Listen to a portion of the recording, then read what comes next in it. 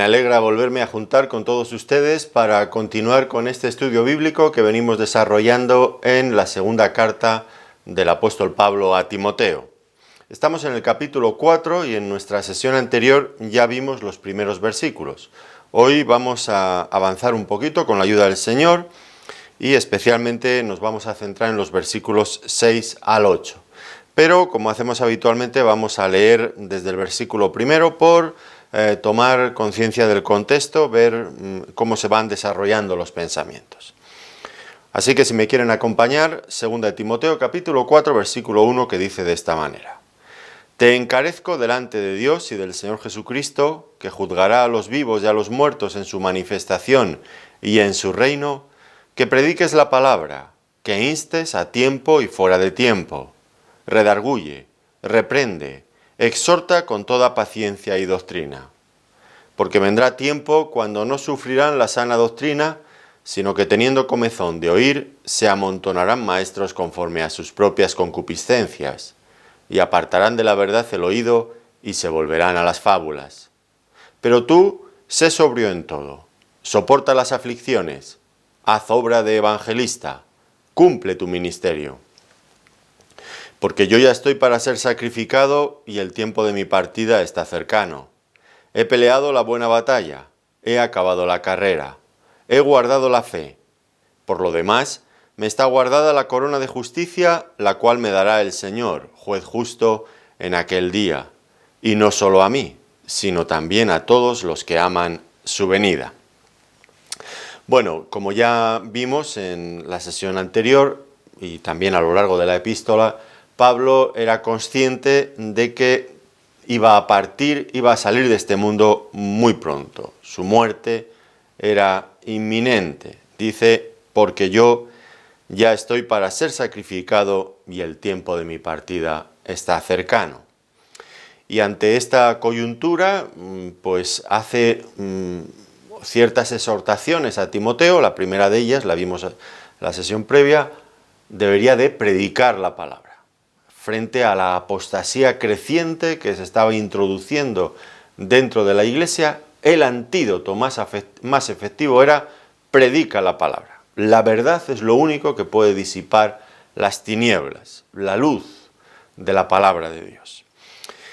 Y ahora lo que le va a dar a entender a Timoteo es que él debería de tomar el relevo, debía de alguna manera suceder, ocuparse de aquellas tareas que el apóstol Pablo había venido desarrollando a lo largo de su vida.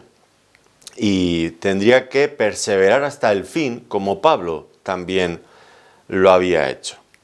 En cuanto a que su carrera estaba terminando, bueno, él lo dice claramente y suponemos que había llegado a esta conclusión porque seguramente ya había tenido lugar una primera vista en su juicio con Nerón y, bueno, pues él había sacado la conclusión de que probablemente la sentencia que iba a recibir sería una sentencia de muerte, que ya no iba a continuar más. Debió de verlo realmente claro y llegó a esta conclusión. Ahora, por lo tanto, lo que tenemos por delante es un pasaje donde Pablo se enfrenta cara a cara con la misma muerte. ¿Cuáles son sus pensamientos? ¿Qué es lo que le está pasando por la cabeza? ¿Cómo se siente? Porque al fin y al cabo, cuando una persona tiene que enfrentarse a la muerte, ya desaparecen otras muchas cosas, pues aparentar o dar las sensaciones equívocas. No, ahí uno se manifiesta tal cual es. Era el momento de demostrar si la fe que había profesado en Cristo servía para enfrentar los momentos más difíciles, más duros en la vida de cualquier persona, la muerte, porque la muerte no deja de ser algo antinatural, algo que se coloca delante de nosotros y que rompe nuestros proyectos, nuestros planes, nos obliga a acabar las tareas cuando ella marca y nos coloca ante, hablo un poco desde la perspectiva del hombre natural, del hombre que no es creyente, nos coloca ante la incertidumbre, ¿qué hay después? Es el momento de poner a prueba la fe de Pablo. ¿Será capaz la fe de este hombre de enfrentar la muerte con paz, con tranquilidad, con gozo, con felicidad, lo será. Bueno, pues vamos a estudiar este pasaje y realmente nos va a sorprender el aplomo, la tranquilidad, incluso el gozo con el que Pablo enfrenta todo esto. Si algo le preocupa, no es su propia persona y a dónde va. Eso parece que lo tiene totalmente clarísimo. Si algo le preocupa, como digo, es lo que deja.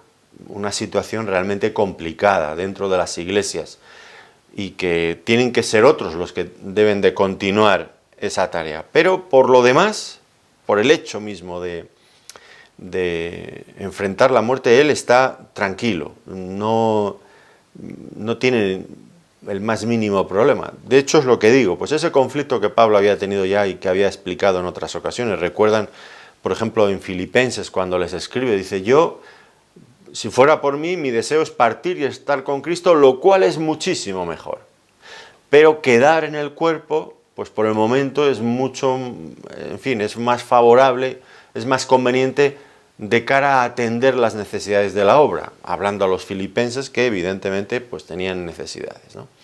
Este conflicto, esta lucha interior, partir y estar con Cristo o quedarme para trabajar. Y dice, entre ambas cosas estoy puesto en estrecho. Pero ahora había sonado la trompeta final. Era el momento ya de despedirse del trabajo aquí para pasar, para ser promocionado a la gloria eterna. Y Pablo, pues con esa misma naturalidad con la que siempre había hablado de la muerte, la enfrenta como algo no trágico, sino algo que le inspira incluso gozo. Y esto es muy importante, porque la fe, si realmente sirve, pues en esos momentos es cuando se tiene que manifestar. Cuando la persona se enfrenta a la muerte y se agarra a esta vida con una fuerza, con uñas y dientes, y de ninguna manera quiere salir de aquí, pues uno se pregunta, ¿y dónde está su fe? O cuando le llena de tristeza el tenerse que ir, ¿dónde está su fe? ¿Realmente creemos en ese momento que la vida eterna es mucho mejor que la vida presente? Pues habría cierta incongruencia. Esto, desde luego, como digo, no se da en el apóstol Pablo. La fe en el Señor Jesucristo vence el temor a la muerte, como dice también el autor a los hebreos, o como Pablo mismo ha dicho al principio, Cristo por el Evangelio sacó a luz la vida y la inmortalidad. La muerte ya no es un problema para aquel que es un genuino creyente en Cristo. Hablo de creyentes auténticos. Este hombre, Pablo, es un creyente de verdad. Por eso puede hablar como habla.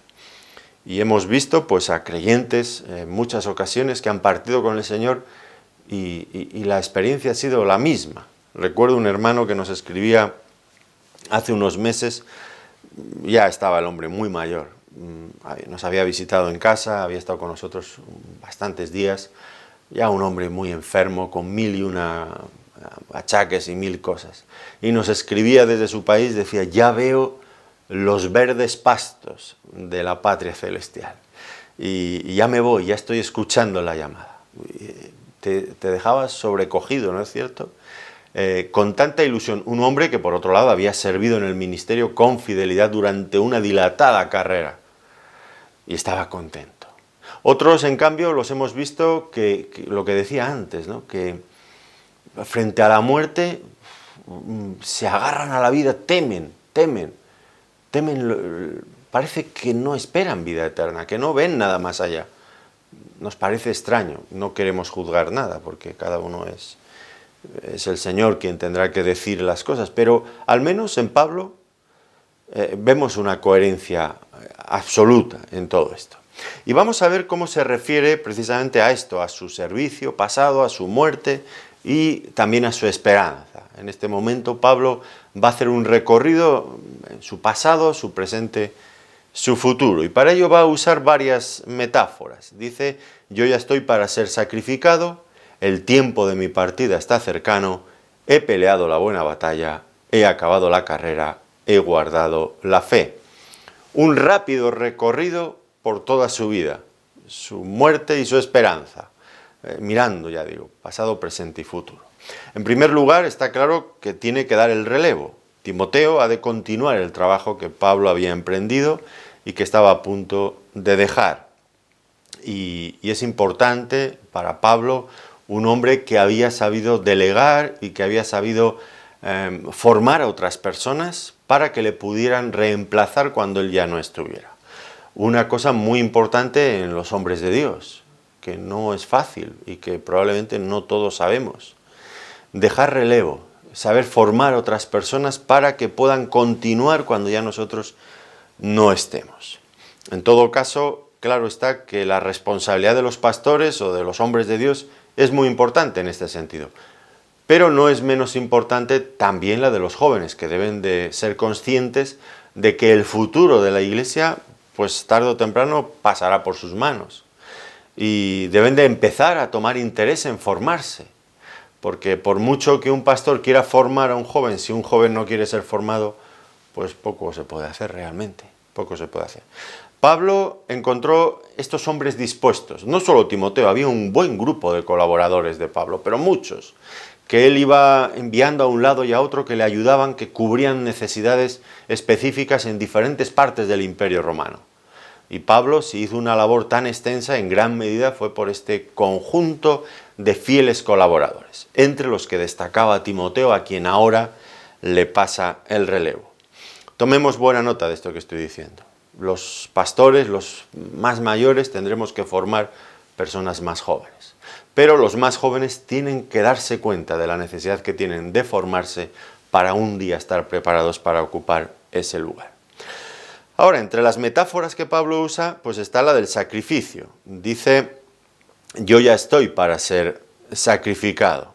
En realidad, la metáfora sugiere un sacrificio de libación. Esto lo que quiere decir literalmente es, yo ya estoy para ser derramado. Y apunta hacia esas ofrendas en el Antiguo Testamento. Es un detalle interesante. Ya saben ustedes que en el orden levítico los animales eran sacrificados, pero encima del sacrificio, al finalizar el sacrificio, se derramaba una libación, que podía ser de vino o de otras cosas. Una libación. Y aquí Pablo lo que está apuntando es precisamente a esa idea.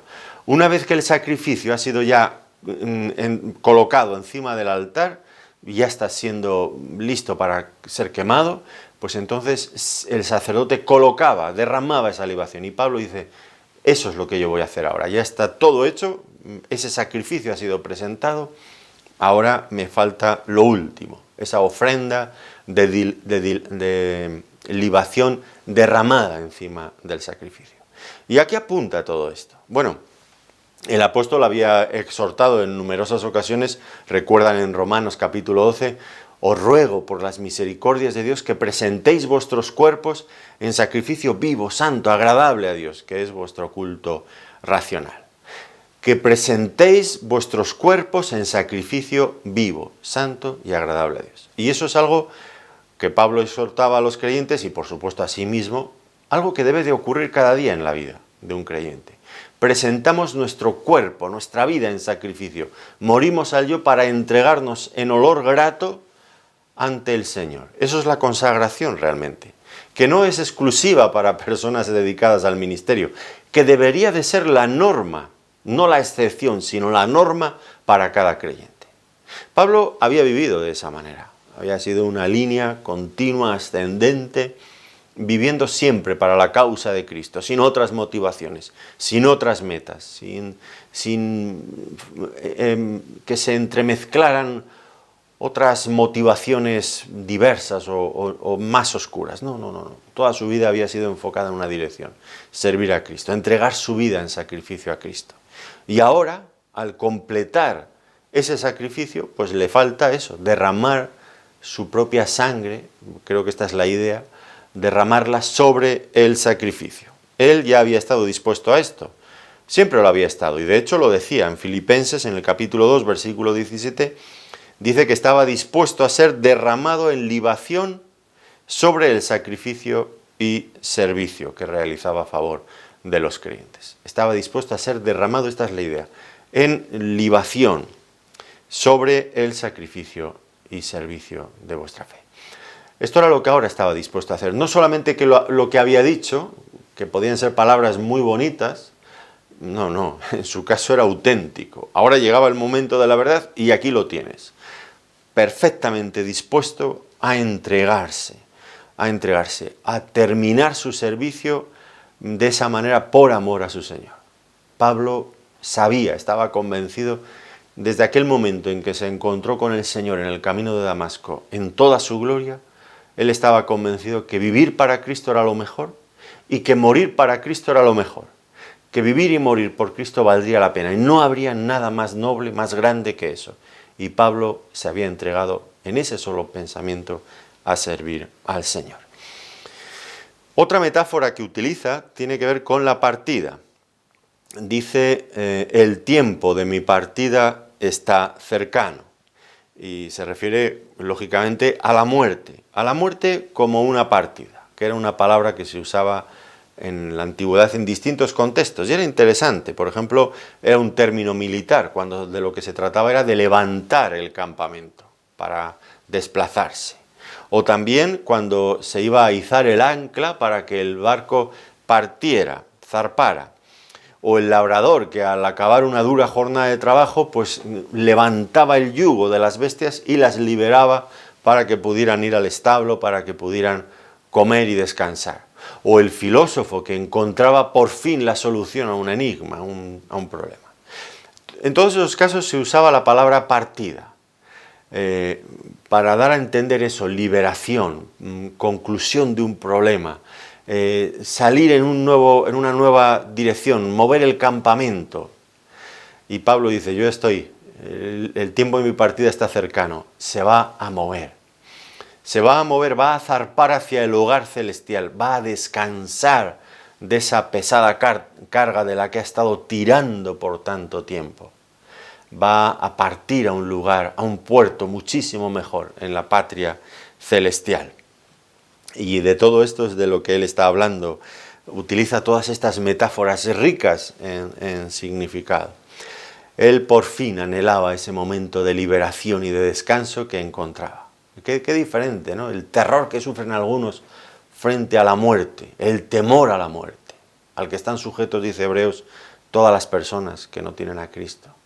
Y Pablo, se dan cuenta, ¿no? Qué diferente es. Él ve la muerte como, sí, abandonar el cuerpo, pero para llegar a algo mucho mejor, libres ya del dolor, de las penurias, del duro esfuerzo, del sacrificio, del agotamiento, de la extenuación a la que tantas y tantas veces había sido expuesto Pablo. También otra metáfora tiene que ver con la batalla. He peleado la buena batalla. Y esta metáfora y la siguiente también pues se inspiran en los juegos griegos. El luchador, la batalla, el luchador en el cuerpo a cuerpo, que tiene que esforzarse hasta agonizar para vencer a su contrincante. Y Pablo dice, he peleado la buena batalla de la fe, diría en 1 Timoteo capítulo 6, versículo 12, cuando le exhorta ahí a Timoteo, pelea la buena batalla de la fe. Aquí Pablo dice, he terminado, he peleado la buena batalla. Y esto pues enfatiza cómo había sido su vida como creyente, su vida como siervo del Señor. No había sido una vida fácil. Había sido una vida de conflicto, de esfuerzo, de perseverancia. Una vida que le había exigido mucho de sí mismo, todo, lo había tenido que dar todo. Y había sido una lucha incesante contra diferentes adversarios. Dice, cuando escribe a los Efesios, dice, no tenemos lucha contra carne ni sangre, sino contra principados, contra potestades, contra los gobernadores de este siglo, contra huestes espirituales de maldad en los lugares celestiales. Una batalla espiritual al más alto nivel. Él entrando en terreno hostil, buscando almas esclavizadas para ofrecerles la libertad de Cristo. Trasladarlos del reino de las tinieblas al reino del amado Hijo de Dios. Y esto era un conflicto espiritual muy intenso, en el que Pablo había llegado por momentos a sentir que su tiempo se terminaba, que era tan fuerte ya el conflicto que la cosa se acababa para él. Pero había conflictos de otra manera también, no solamente contra huestes espirituales. Detrás de todo, desde luego, estaban los poderes demoníacos, pero se expresaban también de muchas otras formas, que tal vez algunos de nosotros, pues algunas cosas nos pueden resultar no exactamente iguales, pero familiares cuanto menos, ¿no? Recuerdan, por ejemplo, las luchas contra fanáticos, tanto judíos, los judaizantes, esos judaizantes que decían, sí, hay que salvarse creyendo por la fe en Cristo, pero hay que añadir determinadas obras, porque si no, no eres salvo. ¿Y cuánto había luchado Pablo contra los judaizantes cuando escribe a los Gálatas? Dice, tienes que decidir o lo uno o lo otro, pero la combinación de ambos es imposible. Que mucho de esto hay en el espíritu, por ejemplo, de los adventistas del séptimo día. Sí, hay que creer en Cristo, pero hay que guardar ciertas cosas específicas, no todas, algunas muy específicas. El día de reposo, el sábado, y si no ya los judaizantes, que parece que han perpetuado su espíritu en todo esto y persiguieron a Pablo a muerte. Detrás de ese carácter a veces bonachón y afable que tienen, no, hay una dureza fuerte. Y Pablo había luchado contra fanáticos judaizantes, fanáticos paganos, locos, como en Listra, que le querían ofrecer sacrificio porque creyeron que era un dios. Y cuando él dijo que no lo era, en fin, después le apedrearon, de hecho, ¿no? Tuvo que luchar contra falsos maestros, falsas doctrinas que se introducían dentro de la iglesia. Auténticos combates doctrinales, auténticos combates. Tuvo que luchar para promover una vida de santidad, tanto en él mismo como en otros que le escuchaban, que le seguían, que aprendían con él. Tuvo que luchar en la disciplina dentro de la iglesia con el pecado tan difícil que las personas rechazan con tanta virulencia. Una auténtica lucha. Eso cuando no hablamos de los elementos incontrolados de la naturaleza, porque había sufrido naufragios, había pasado alguna noche en alta mar como náufrago, en fin, latigazos, violencia de un tipo o de otro, encarcelamientos, una lucha tremenda, que lo más probable es que ninguno de nosotros atravesemos cosas así. Pero Pablo había peleado la buena batalla. Dice que era la buena batalla, porque para algunos, pues seguramente verían a Pablo y su vida como una auténtica locura, como la vida de un fanático, irracional, como un hombre poco cuerdo. Pero hombre, ¿cómo te metes en esos berenjenales, en esos problemas? Un hombre que tenía una carrera tan brillante por delante dentro del judaísmo, desde bien joven ya destacando en las filas del judaísmo, habiéndose formado con una eminencia en Jerusalén, con Gamaliel, formando parte ya del Sanedrín desde bien jovencito, como alguien que dirigía determinados asuntos. Y se metió en el cristianismo, y fíjate todo lo que le acarreó todo eso.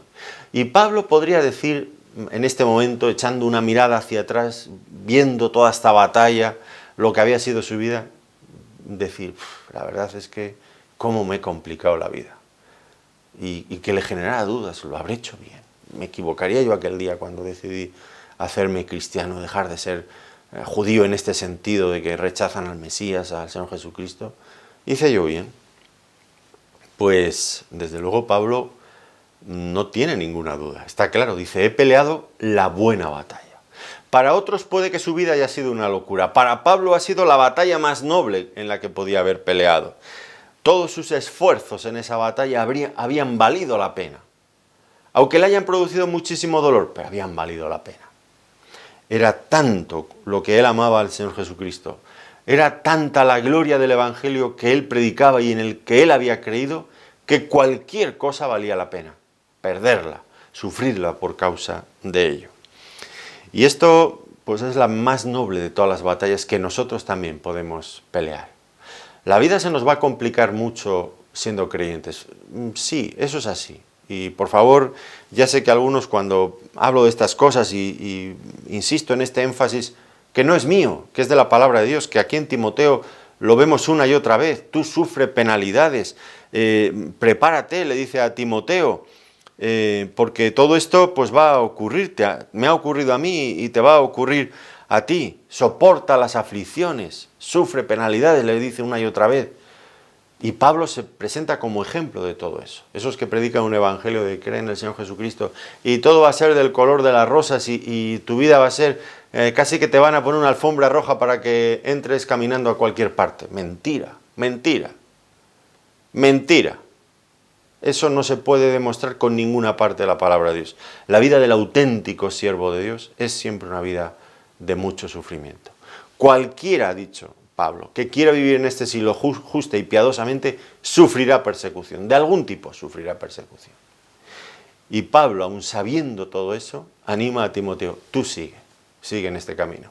Yo miro hacia atrás y no me arrepiento, ha sido la batalla más noble. Y ahora te encargo que tú sigas esta misma batalla. Hombre, Pablo amaba a Timoteo como un hijo. Desde luego ninguno quiere ver a su hijo sufrir. Si realmente no valiera la pena, Pablo hablaría ahora de otro modo. Hombre, Timoteo, mira, he pasado todo esto, yo no se lo deseo a nadie porque se pasa muy mal, porque esto no es... No, Pablo dice, tú pelea la buena batalla también, porque vale la pena. Se lo ha dicho en la primera carta y ahora él se presenta como ejemplo. Luchar, la vida es una vida de lucha, pero al menos que luchemos por una buena causa, por la causa más noble, la causa del Evangelio. Esto es lo que Pablo quiere decir. Dice también otra metáfora, he acabado la carrera. Y recuerdan ustedes cómo se dirigió a los ancianos reunidos en Mileto, los ancianos de Éfeso. Dice en Hechos capítulo 20, versículo 24, pero de ninguna cosa hago caso ni estimo preciosa mi vida para mí mismo, con tal que acabe mi carrera con gozo y el ministerio que recibí del Señor Jesús para dar testimonio del Evangelio de la gracia de Dios. Y volvemos a lo mismo. Pablo había sido su meta, no se sentía defraudado con el Señor, todo lo contrario. Él había corrido una carrera y en esa carrera tenía muy claro dónde estaba la meta. No se había desviado a ningún otro lado. Él siempre había estado dirigiéndose hacia esa meta. No había torcido su camino. Lo había hecho como le exhortó a Timoteo en esta misma epístola, el atleta cuando corre pues debe de correr legítimamente. Claro. Y él había corrido legítimamente. Había llevado a cabo, había desarrollado un ministerio fiel al Señor. Estaba contento. Y ahora pues se presenta con esta tranquilidad, con esta paz, con este gozo de aquel que sabe que ha terminado su trabajo y lo ha hecho bien. Lo ha cumplido con fidelidad. Se siente victorioso. No es un hombre derrotado. No es un hombre hundido. No es un hombre que se arrepiente de la vida que ha llevado. Todo lo contrario, todo lo contrario. No se siente vencido mirando a la muerte. Se siente vencedor, se siente victorioso. Luego dice, he guardado la fe, que se puede interpretar de dos maneras, desde una perspectiva subjetiva o desde una perspectiva objetiva. Desde la perspectiva subjetiva he guardado la fe, es decir, no he dejado de confiar en el Señor, en cada circunstancia, en cada momento. Y desde la perspectiva objetiva, pues la fe es aquello en lo que ponemos nuestra confianza, es decir, es sinónimo de todo el conjunto de la revelación de Dios. Es en ello en lo que ponemos nuestra fe. Es la fe objetiva, aquello donde lo colocamos. Y en este sentido, Pablo también se siente contento, porque aquel encargo que se le había encomendado lo ha preservado íntegramente, sin alteraciones, sin pervertirlo, sin adulterarlo. Tal como lo recibió, así lo entregó. Así que él había sido obediente a la palabra y la había transmitido con fidelidad. Por lo tanto, ¿qué le quedaba ahora? Bueno, pues ahora estaba listo para rendir cuentas ante su Señor. Estaba listo para rendir cuentas. Qué tremendo es esto, ¿no? Qué tremendo es esto. Me duele pensar que cada uno de nosotros no podamos estar a la altura de este hombre, que nos han dado el relevo, que nos han colocado el listón muy alto, que nos han dado un ejemplo, que nos han precedido en el camino para que nosotros sigamos, por supuesto, al Señor Jesucristo, pero también ver que es posible vivir con esta fidelidad, con este grado de entrega y de consagración. Y me preocupa no estar a la altura de todo esto, sin lugar a dudas. Por lo menos en esto que está diciendo ahora, he guardado la fe. Cuando vemos a nuestro alrededor tantas personas, tantos siervos de Dios cambiando las cosas, moviéndose de sus posiciones originales hacia otras y luego hacia otras, para ir adaptándose a las modas del mundo. Pablo, si usted hubiera hablado con él en los primeros días de su ministerio, pues, y hubiera vuelto a hablar con él al final de su ministerio, se habría encontrado al mismo hombre, predicando las mismas cosas, inamovible. Lo que le transmitieron, allí se quedó y allí continuó. En una época donde el cambio parece que es un signo de modernidad, de hacer las cosas bien, y se cambia todo para dar gusto a las nuevas tendencias del mundo que se infiltran en la iglesia.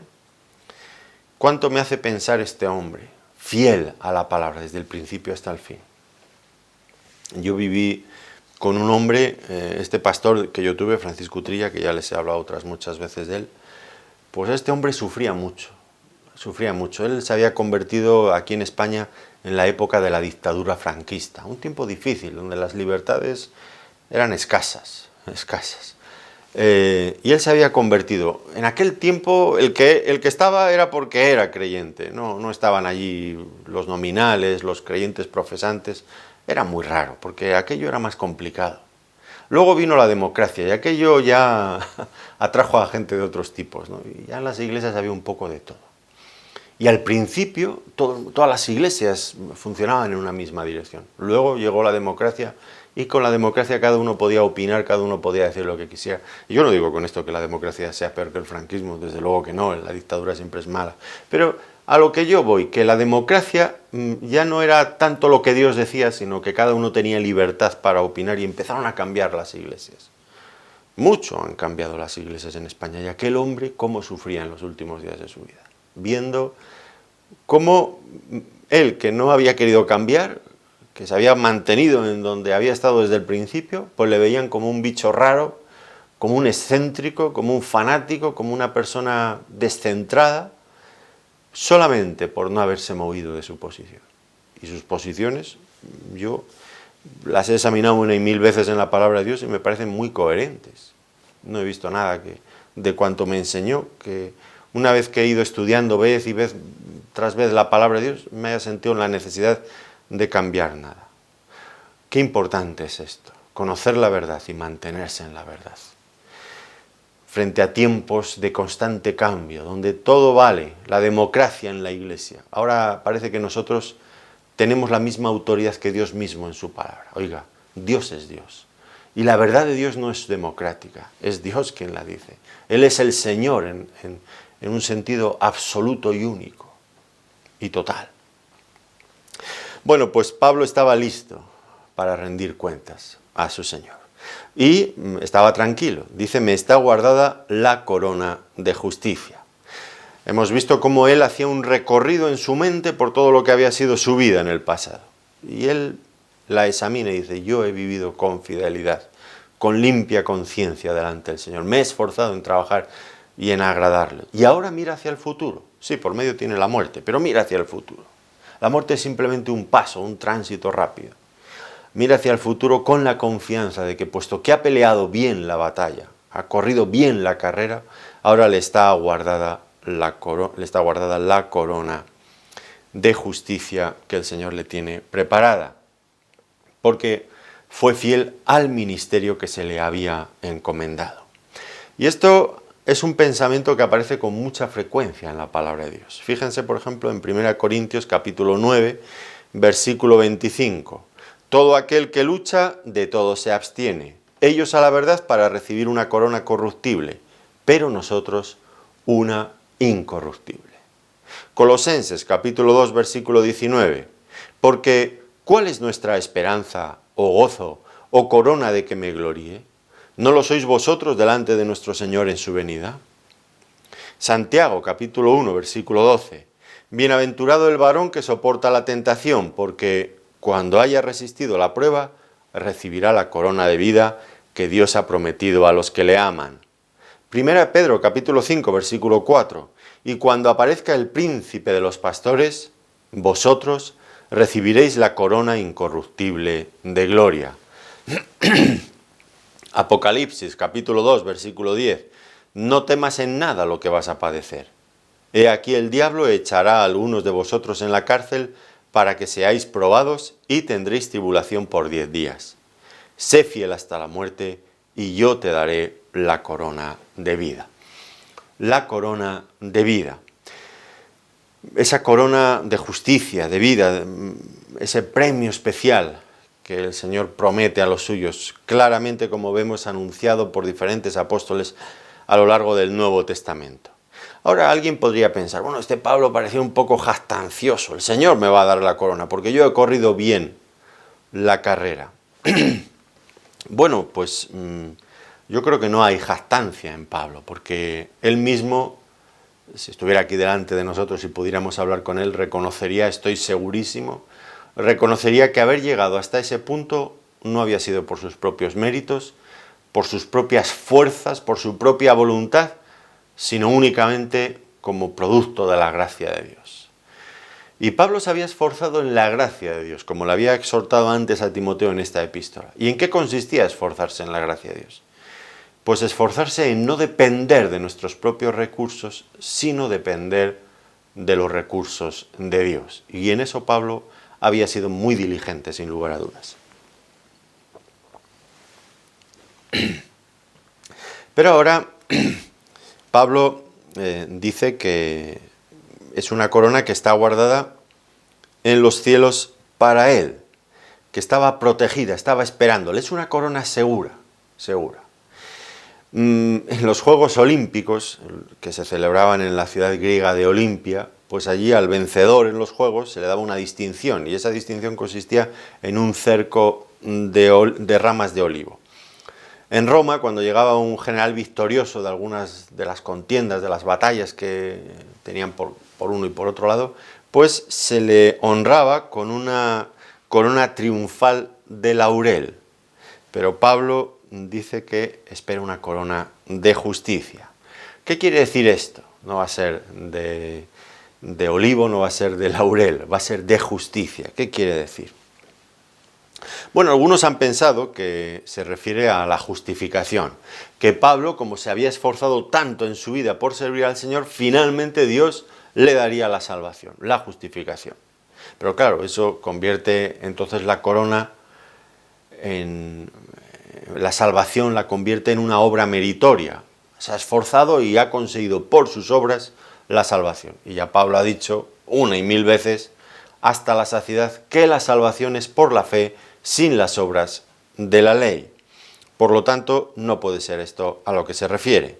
Pero dice también, o puede ser seguramente más coherente con lo que aprendemos en la palabra de Dios, pues una corona que se entrega justamente. Justamente porque con ella se reconoce un servicio fiel. Y es una corona justamente entregada. Otros piensan que es una corona que se entrega a todos los justos, es decir, a todos los creyentes. Es como una forma de referirse a la salvación por la gracia que todos los creyentes recibirán. Hay una corona, hay un galardón. Es increíble, ¿no es cierto? Porque ya el Señor, con habernos salvado, ya ha hecho infinitamente más de lo que podríamos esperar ni demandar. Él nos ha salvado, pero aún más. Quiere otorgarnos recompensas, regalos, distinciones. Y un día tendremos que atravesar por el tribunal de Cristo como creyentes. No será el gran trono blanco donde las personas no creyentes resucitarán para ser juzgados y condenados, pero sí el tribunal de Cristo, donde cada creyente ha de dar cuentas acerca de cómo ha vivido en este mundo. Y Pablo lo dice aquí, la cual, esa corona, me dará el Señor juez justo en aquel día. Aquí Pablo ve al Señor como juez justo. Pero juez, ya digo, no en el tribunal, en el gran trono blanco, sino en el tribunal de Cristo, juzgando. Al final de la carrera de cada creyente, dando cuentas frente a Él. Y esto es importante, porque a veces los creyentes no son conscientes de que un día vamos a tener que dar cuentas al Señor de cómo hemos usado la vida. Si la hemos usado para servirle a Él, después de que Él ha dado todo por nosotros, cómo hemos vivido nosotros para Él.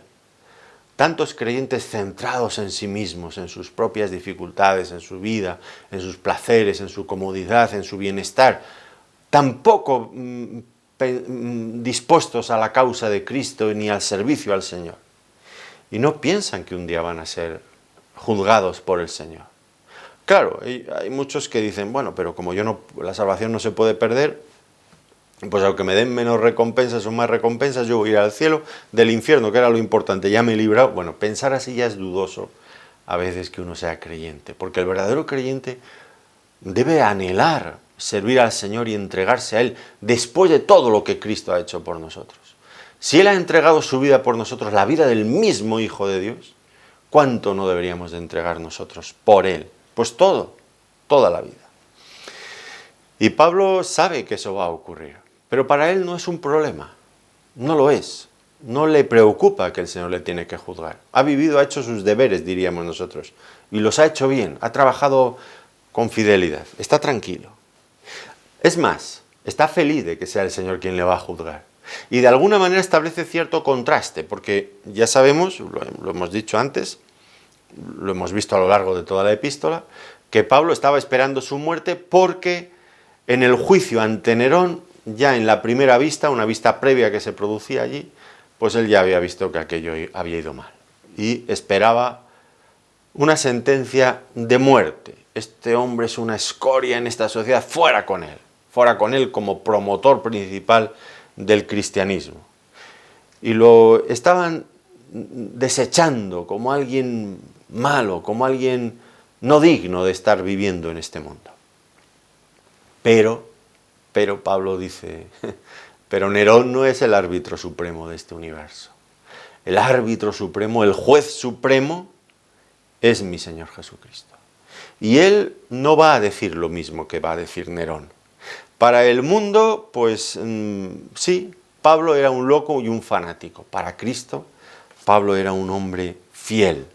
Un hombre que desde luego había vivido de una forma consagrada al Señor. Y en Él estaba su esperanza.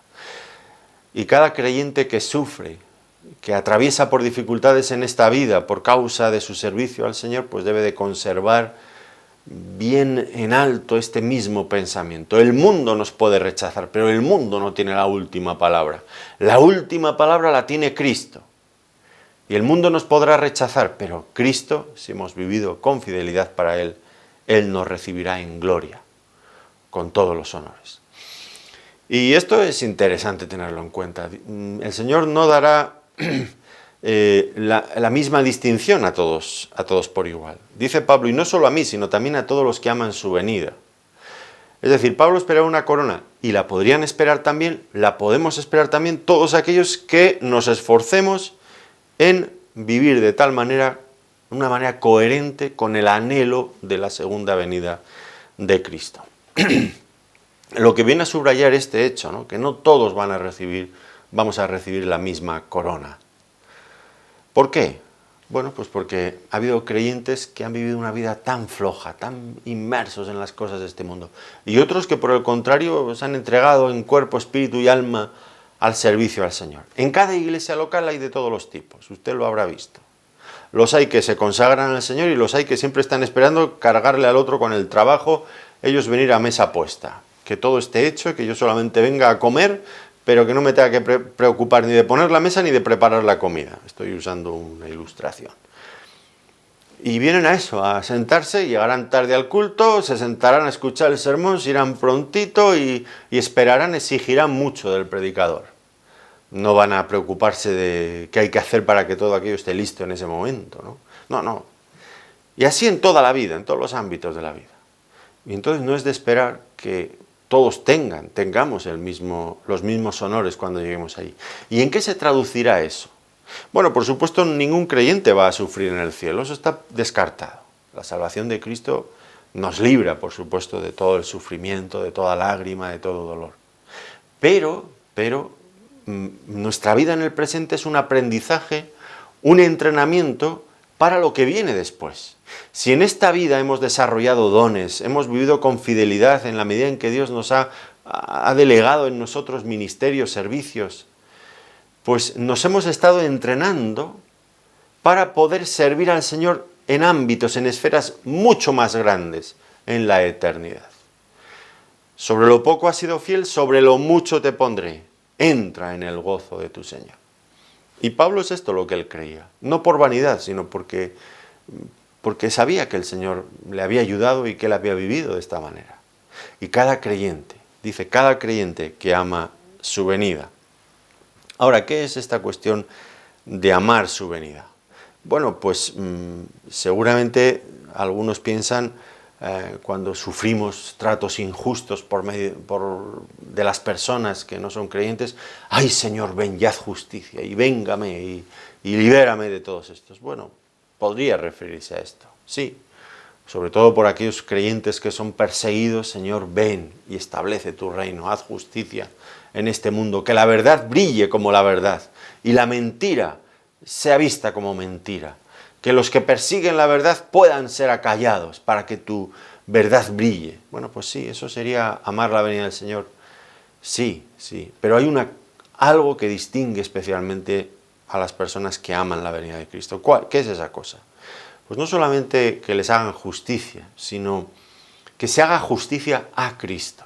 Porque no lo olvidemos, cuando Cristo vino a este mundo en su primera venida, le rechazaron, le insultaron, le trataron como un blasfemo, como un hombre endemoniado, lo crucificaron en la cruz como la cosa más, en fin, indigno de estar en este mundo. Y cuando pedimos y estamos orando, venga tu reino, ven Señor Jesús, ven pronto, lo que estamos pidiendo es que queremos que Él vuelva a este mundo para que sea vindicado de todas aquellas ofensas, de todo aquel trato injusto que recibió, para que sea mostrado como el Rey Supremo del universo, sentado también en su trono aquí.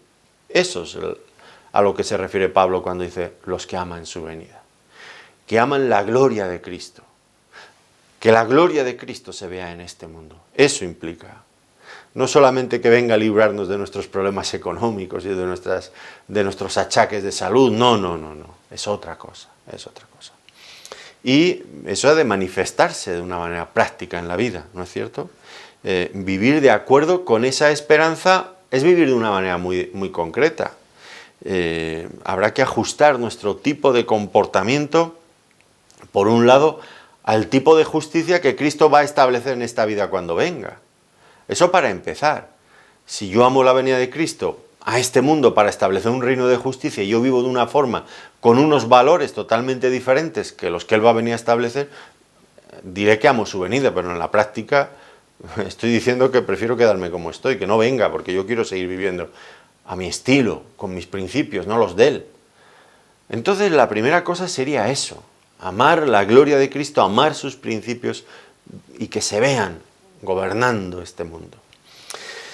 Amar su venida. Y el Señor reserva una corona incorruptible, juntamente con una herencia incorruptible, reservada en los cielos. ¡Qué gloria y qué maravilla! Vale la pena todo lo que se pueda sufrir. Nos lo está diciendo un hombre a las puertas de la muerte, mirando hacia atrás en su vida, una vida de auténticas penurias y de privaciones, por la causa de Cristo, pero que nos dice, vale la pena haber vivido con tanto sufrimiento la vida para Cristo, incluso vale la pena morir por Cristo. No sentía esa amargura de pensar, después de toda la forma en la que he vivido por Cristo, ahora me abandona de esta manera y tengo que morir así. No va a encontrar usted ni un ápice de amargura, de resentimiento contra Dios, que algunas veces yo veo a creyentes que pierden familiares cercanos. ¿Por qué Dios hace esto? Yo con todo lo que he hecho para el Señor, ¿por qué hace esto? Pablo nada de todo eso, todo lo contrario, contento, feliz, porque se iba con su Señor. Pues qué visión más diferente nos ha traído Pablo, ¿verdad?, de la muerte. Pero claro, es que la muerte no es lo mismo para un creyente y para un creyente que ha vivido fielmente, que para un creyente que no ha vivido fielmente, o mucho peor, para una persona que nunca ha querido convertirse a Cristo.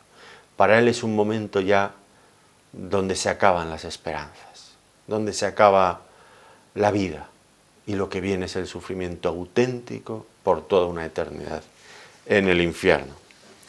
Pues, ¿qué conclusión sacamos de todo esto? Vale la pena vivir para Cristo y morir por Cristo. La causa más noble en la que podemos emplear nuestra vida es en el servicio a Cristo. Tomemos buena nota de esto para que cuando llegue el momento de nuestra despedida de este mundo podamos enfrentarlo como lo enfrentó Pablo, con esa seguridad, con esa certeza, también con ese gozo. Pues que el Señor nos ayude a caminar de una manera correcta en sus caminos hasta ese momento en que Él nos lleve a su hogar celestial. Que el Señor nos ayude, que el Señor nos bendiga en este propósito. Muchas gracias por habernos acompañado en este tiempo de estudio bíblico. Gracias.